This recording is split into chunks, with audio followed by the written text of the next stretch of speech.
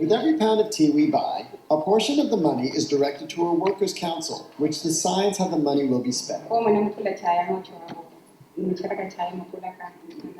Being my first time at a tea garden, just the travel out here, the remoteness is just absolutely breathtaking, and of course the people, the people here that make up the tea gardens, that farm the land, and take care of it. The natural ecosystem, the incredible balance here. There are no external inputs. Everything for this garden is supported comes from the garden. It's all here.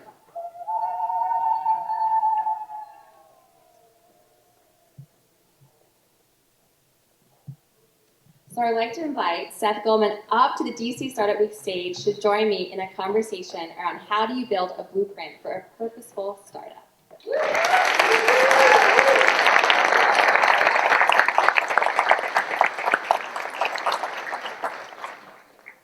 All right. I'm so excited to have our first session of the week being kicked off with you, Seth. Great to be here. This feels a bit like a homecoming in this community. Great to meet you all. Thank you so much. So a lot of us in the room today are founders who are early stage, growth stage investors, and service providers that make this week happen. Today our goal is to have a real conversation on what it's like to be an entrepreneur and hear about your journey, especially a purposeful journey. We're all feeling a mixed blessing of pain and pleasure.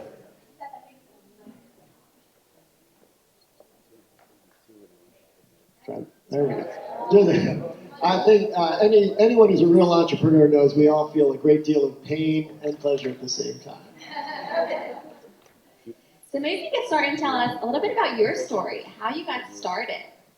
Well, I got started 25 years ago with Honest Tea. I had been working in the investment field and felt like I had to create something more than just invest in things. Not that there's anything wrong with investing in things, but I wanted to create something and was just trying to figure out what the right idea was. And I was working at Calvert, the investment fund in Bethesda, and went to give a presentation in New York. After the presentation, I went for a run. After the run, I was thirsty. I went to the cooler. There was nothing there. So it started from just being thirsty and the idea that there should be a less sweet drink. And so Honest Tea started out at my house in Bethesda with 5 thermoses and an empty Snapple bottle that I pasted a label on, and managed to get in front of the local Whole Foods buying office, and they were willing to take 15,000 bottles, which was terrifying and thrilling at the same time. And we grew, really grew from scratch. Started going door to door. I was doing a lot of the deliveries myself, and we just patched together distribution, and we did about 250,000 in our first year, about $1 million the next year, and we sold to Coca-Cola in 2011. We'd become the best-selling tea in the natural foods industry. We were also the first to make organic bottled tea, and the first to make fair trade certified bottled tea, which is a bit of what you saw in the video. And then in 2019, after we had sold and after we had scaled the business, I moved on to other things. And then in 2022, in May of that year, I got a call unexpectedly from Coca-Cola saying they were going to be discontinuing Honest Tea, which was just a really devastating blow. I was just so sad. My whole family, not just my family, the whole network of people who had built Honest Tea, which really was thousands of people, were all just shocked. And for a week, we were really sad. And then after that, we're like, you talk about bold moves, we're like, well, wait a minute. Like, that's terrible, but there's a business here. And so we decided in June of last year that we were going to launch a new brand. By September, we had already sold our first bottle. So talk about bold moves and quick startup, 90 days from the decision to it being in the market with the product. And today, Just Iced Tea is the best-selling tea. So today, Just Iced Tea is the best-selling tea in the natural foods industry and the best-selling tea at Whole Foods, and we're on our way to building. Hopefully, I thought Honest Tea was enduring, but we're on our way to building what we hope will be an enduring brand. Of course. It's so amazing. And thank you so much for bringing the iced tea with you so everyone's able to try it and have it today. Well, hopefully it's also about marketing, right? That you've got to be able to taste a product. We can talk about it all day. It's very different when you taste it. Of course. So tell us a little bit, as we know, and a lot of people know you're having a purpose, having a mission within every single one of the companies that you've built and scaled. Where does that come? Was that from day one? Was that day 30? What does that look like? Yeah, I've always thought of myself as an activist in an entrepreneur's body. So I think about the issues I care about. One is health, one is the environment, and one is expanding economic opportunity. And then I try to think about what's a vehicle I can create that delivers that. And so for me, when I had left Honest Tea and was I still chair the board of Beyond Meat, but was just trying to think about what I would create next, we started from scratch and said, okay, if it's going to be a climate-driven brand, what do we do? And so the purpose was embedded in the product. And once we did that, we created guardrails. Everything was going to be organic. Everything was going to be plant-based. Everything was going to be water efficient and food efficient, no food waste. We were going to emphasize biodiversity by avoiding the 6 most common ingredients. We weren't going to use any corn, wheat, soy, rice, potatoes, or sugarcane. And then once we designed it, then we just go out and build the business. And of course, with fair trade, everything we buy, a portion of the money goes back to the community, like this community in Mozambique that we're so invested in. So it's always in the wiring of the business. And then the goal is just to make the business powerful. Of course. What have you found? Because a lot of people say, impact and profit, and we hear that kind of like terminology. Have you seen that go hand in hand? What has been your experience with that? It's nice when it goes hand in hand. When building a business is hard, period. It's just hard to do. And so, even here this year, we grew super fast this year. Just to give you a sense, we'll do about $16 million in sales this year. So but we're going to lose money. Especially when you get out there quickly. There's a ton of slotting fees and opening promotions you have to do. And yet the impact is real. Like, we're already making a material difference in this community. We're working actually with local Rotary clubs to set up a pathology clinic. The average life expectancy in that, so Zambezia province in Mozambique is one of the poorest provinces in the world, and one of the poorest countries in the world. The average life expectancy is 54 years old. And so it means I'd be dead if I were there. They have cholera, typhoid, malaria, and AIDS going undiagnosed. So we're working to set up a clinic there. So we can do these things even as we're not yet profitable, because it's embedded in the business. But we've still got to get, it's all about gross margin. We've got to be able to get scale on the business. And so we're confident those things will happen. But it's not even though it's fun to say, and it is fun that we've hit the sales number, we're going to hit the sales number, it's not like it's a breeze. So after your experience with Honest Tea and building that and now the new one, what lessons did you learn from your first time around that you now take in to be able to hit such scale and such growth that you're talking about? Like, what's that roadmap? What's that blueprint that all of us are probably in this room thinking, how can I do that? Like, what are my next steps? So I have to say it is actually a lot more fun. Second time around, most of us don't get the chance to do it. But first of all, one thing I know is to appreciate every day. Like, there were so many times when Honest Tea was just so challenging, and I literally, tell the story about how I was like grinding my teeth. My teeth would break because I was like that tense. And I wear a mouth guard now, so I may still be grinding my teeth. But I just wake up every day, and I'm just so thankful to be doing something I believe in, to be able to work with the team that I have, to be able to support this kind of community, and to give people something they really value. Some people know about what we're doing in these communities. Some people don't. They just like having a drink that's less sweet and is invigorating and makes them feel good. So appreciating every day really makes a difference. I think the other thing is I really feel, and again, I'm spoiled to experience it, that there is such a thing as karma in business. This idea that what you do to people and how you interact with them will come back to you. It may not even, it may not have even, for most people, it may not come back in this lifetime. But like for me, I had the chance to so many of our employees are former Honest Tea employees. No one, and someone said, well, were they forced to come back? There's not such thing as indentured servitude. No one had to come back. They came back because they wanted to rebuild. And so investing in the relationships, investing in the people really is important. Because we have people who know the playbook and who know the partners. And then even the karma with the partners, not just the tea gardens, but even the glass supplier and the distributors and the retailers, they all enjoyed working with us the first time around. So there's really no downside to trying to do right by your partners, even if the business doesn't work out. And that's so important, like how much relationships matter. Yeah. You know, now you might not expect it, you know, years later that you're doing a second round of another tea company, but how that's impacted you, that's truly, truly amazing. And certainly investors too, right? That, you know, made a difference. We have not, I don't take it lightly, but we've been able to raise money because the way we treated our investors the first time. That's amazing. That's a perfect segue to my next question. So tell us, a lot of these founders in the room, they're fundraising, whether that's a pre-seed round, family, friends. Yeah.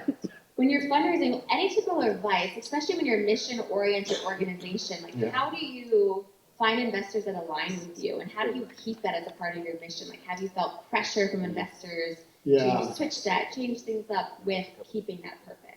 You know, the mission part is like it's always on my mind, but it doesn't really enter the part of the conversation with investors because the business has to stand on its own. And for the business to stand on its own, you have to be able to demonstrate some proof of concept. So even at the smallest level, if you're just in a farmer's market, demonstrate there's demand for this product and iterate. So if you're in a farmer's market, it's one of the best places to be starting because you get the live feedback from people and they'll start saying, oh, well, I don't understand this label, or I like the red one, or whatever it is. All those points of feedback help you develop your own proof of concept. And then if you get from a farmer's market to a small store, again, you just have to get proof of concept along the way. If you're just saying, I've got an idea, I want you to invest in it, that's tough because there's a lot of ideas out there.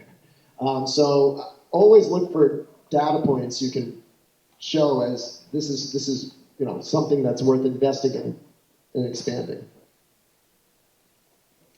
One thing that we always want to talk about on the DC Startup Week stage is a lot of times we hear about the success and the amazing amount of revenue gained or amount of investment, but sometimes it's hard to talk about what are those failures, what are those challenges along the way. So can you share with us one or two failure stories? Yeah. No, look, it is a real part of life. And I just posted something on LinkedIn. I'm glad you're talking about failure, even though it's hard to talk about, but I said that you can't only talk about success and be credible because then it's not a real business. So we started the business not as a tea business. We started actually with all plant-based snacks. Our first product line was a mushroom jerky, which, by the way, is delicious. And if you like mushroom jerky, go buy it now because we just are starting to discontinue it. It's a really neat idea. And we talk about planet-friendly food. Mushrooms they grow on waste. They are incredibly water-efficient crops. They're nutrient-dense, so it checks all our boxes. Problem is, like during the pandemic, people were really into mushrooms because it had all this, immunity properties, and people were cooking at home. After the pandemic, mushrooms have really dropped, and so mushrooms are a tough sell. We sold $1 million in our first year, but it just wasn't growing. And when we looked at the category, even if it really succeeded, it wasn't going to be a big enough business. I use the phrase someone told me at Coca-Cola. It would have been a long walk to a small house. So it just wasn't enough to be able to expand the business to make it worthwhile. So we just discontinued it. And it's really sad. It was a fourth-generation family farm from Pennsylvania, organic mushrooms. I love those folks, but we just could not make that a successful part of our business. So we had to discontinue it. Wow. Thank you for sharing that story with us. That's so helpful to hear, Well, I have a lot of mushroom inventory, by the way. If anyone wants mushrooms, we got pallets of mushrooms. All right, raise your hand. Amazing. So one of the pieces, that you mentioned of like having to make that hard decision to discontinue the business. And, a lot of times we talk about making pivots or changes along the way.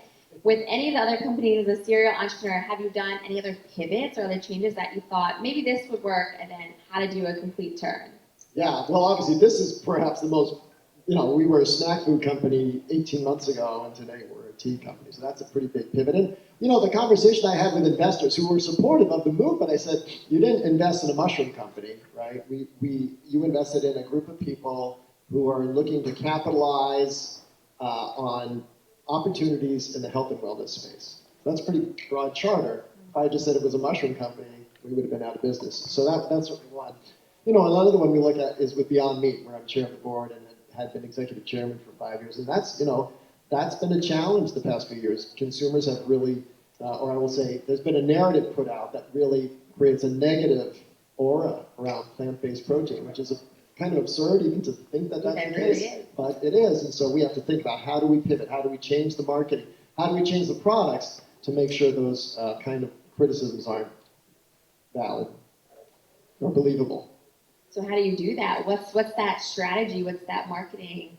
Yeah, you have to think about, well, okay, so if people have a concern around a particular oil, how do we reformulate it? If people have concerns around a particular message, how do we think about, so let's say if someone thinks this isn't healthy, which, again, compared to animal-based meat, I don't buy, but then who are the right ambassadors to make that credible? So thinking about whether it's athletes or doctors, that kind of thing.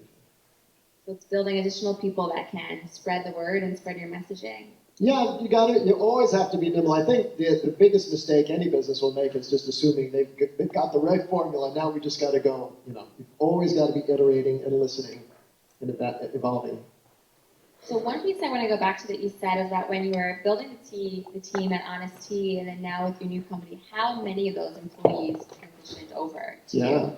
I think that's something so crucial. What are some of the reasons behind it? Like, how did you build? Is it culture? Is it the purpose? Like, what do you think some of those things are? Because that's something so crucial. If each and every one of us are hiring employees or part-time contractors, how do you kind of get that sticky factor with your employees? Because that's the glue that can hold your company together. Yeah, and I just want to shout out, there are some Just Iced Tea folks in the room, so just make sure there's Angeline and Courtney's here, and so make sure to say hi to them. They can answer better, but here's what I try to do. You have to create a culture of empowerment. And everyone can talk about empowerment, but what does it really mean? And so the first thing is economic opportunity, right? Every one of our employees owns a portion of the company. They have options when they join. The other one is total transparency around finances. I was with actually, I can tell this group, I was with my son over just 2 weeks ago. I was talking about the business he works with. I said, well, how are you guys doing?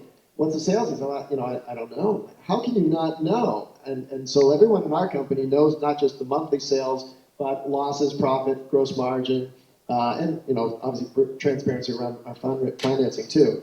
And then the other thing is you have to give them the empowerment, the decision, the autonomy to make decisions. So an area manager, someone who manages our sales in New York City, I want them to have a budget and understand their bonus. One of the things I like to say is, no one in our company should be surprised whether or not they're getting a bonus. Like, oh, that's nice. Like, they should have full knowledge around, okay, I know exactly how I'm doing, and if I do this much better, I'll get this kind of bonus. So I think those are really some of the key ways to create that culture of empowerment. Other than that, it is seeing people as they are, totally letting them, especially these days. We have this may be hard to believe. We have no office home policy. We have no leave vacation policy. So people are out there doing their thing, and we do fire people when they're not delivering. But again, no one. I know this because we just had to fire someone a few months ago. He was not surprised. He's like, "Oh, what do you mean?" It's like, yeah, I get it. So that's it's good when it's clear. It's never fun to fire somebody, but it's good when they understand that why.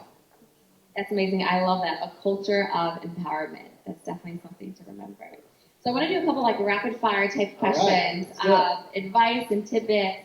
So what is one thing that helped you when you were starting? What was that early days of some resource or program that helped you get started? Well, the main thing is my family. My wife and my family just being incredibly supportive and believers. And I always think of my wife as a co-founder in all of these businesses because she is absolutely the sounding board that I have. And then I think the other one I'll just say is exercise, being able to get out every day, at least usually like an hour a day, usually outside, and just clear my head. So my next question, a book or podcast, what's something that you're reading or have read that's second to your Brian that's helped you with growing your company? Goodness. Well, I'll mention, just as my own little promo, we did write a book called Mission in a Bottle. It's a comic book all about starting a mission-driven business. The one that sticks with me, though, it's not a business book, is Call of the Wild. It's by Jack London, and the theme is about this dog that had been grown up domesticated and sort of rewilded. himself. And this idea that we are actually all just animals, and we all have instincts, we all have, and the kind of ultimate domestication is when you're deprived of your instincts. And a lot of us have to rely on our instincts. So, like, lean into your instincts. Doesn't mean, like, always go with your instinct. But, like, instincts are real. And if it's anything about a person, like, I don't know about this guy. Or, you know, listen to that. Like, there's something there. Or, I think this image looks good, but I can't figure out why. And so, instincts really count in this business, especially in this stage of development. That's what I always find. Following your gut is always the best way to go. Even if you don't understand it, just making sure to keep following what that intuition is telling you. Or at least listen to it. Sometimes going with your gut, if it's not based on any kind of real rational thing, could be dangerous. So. Mental health. So having this mental health sub-track is something new this year, focusing on mental health That's companies, great. but also for founders themselves. How have you navigated that through the ups and the downs of, you know, the moments when you got that call from Coca-Cola to, you know, deciding to go for it and go round 2.0. So what does that look like? How do you keep yourself sane along the roller coaster? Well, so a few things. One, the mouth guard really does help, like I've been saying. Another thing that's really important, especially if you're in a family, it's very easy to get caught up in your own hype or, you know, the hype of the company and think, what I'm doing is so important. And like my wife has been working in the nonprofit sector for 30 years now, and like her work is absolutely at least as important as mine. And so, you know, you work in a company, and you can sort of give out directions and people listen to you. At home, I'm one of 5 people. Like, and it's so important to just remember, like, you know, it's my turn to wash the dishes, or, you know, like, there's no hierarchy in a family. And there may be a hierarchy in a company, but just like, you've got to keep that in mind. And when you do, you'll have a much happier family situation. I love that. Well, my next piece of advice might be a more personal ask, but sometimes as a founder, you feel like it's 24/7. Your phone's ringing, buzzing. You always have an email to answer, another task to do. How do you turn that off? You know, we talk about family. I'm a wife. I'm a mother of a 2-year-old and a 3-month-old. But how do you do that? What's your advice on how to be able to be present? Yeah. So I was actually a really late adopter. I do have a cell phone now and all that stuff. But I was a really late adopter, and it actually helped me become a little more independent. And some of the best personal development I got as a leader was when I was coaching my son's 8 and under travel baseball team. Like, you know. And first of all, I was always at least a few hours just without a phone, coaching it. But I also learned to just really, you know, be with people and really focus on, in this case, 8-year-olds, which was like a huge. And I never played baseball before, so there's an interesting insight here. But like, I really understood that the success of that team was all about getting these kids to be aligned with each other, to not let themselves get down. And so this is kind of funny because, as I said, never coached baseball, but that 8U travel team went undefeated. So it was like a really neat feeling, like you can move people to do great things, even 8-year-olds, but you've got to see them and understand them fully. So with the midst of a million tasks probably on your to-do list every day, how do you prioritize? How do you kind of pick through what's most important and what are the main core focuses? You know, I think the business, we always are a sales-driven business, so I'm always going to put sales before other things. Obviously, safety of consumers comes next. But the good thing is that I've got such a great team that they'll bubble things up when they know. And then I just try to, so my job is just to, you know, hire a great team, give them the resources to do their thing. And if they turn to me for advice, give it, but mostly just get out of the way and let them do it. That's amazing. And one last piece, if you had to tell yourself back to when you were starting Honest Tea, back in your garage, pasting your own label on that, you know, Snapple bottle, what would be that advice you would give yourself looking back to those years ago that a founder in this room could find helpful? Yeah, it's kind of interesting to think about because I have this, now I have the hindsight of it, in that you'll never regret doing the right thing. Like, it may not come to fruition, and ultimately, Honest Tea, you know, is not here anymore. Now, Honest Kids is still around, and I'm always still, you know, happy to see it. But there's really no downside to doing what you believe in. And it may not work out. There's no guarantee. And obviously, I'd say that a significant percentage of the enterprises in this room aren't going to work out. But if you're doing it in a way you can believe in, and acting like you'll want to own the business forever, even if you don't, there's no downside. I love that. Doing what's right and acting like you're going to own the business forever. So with that, please give Seth a round of applause for being here.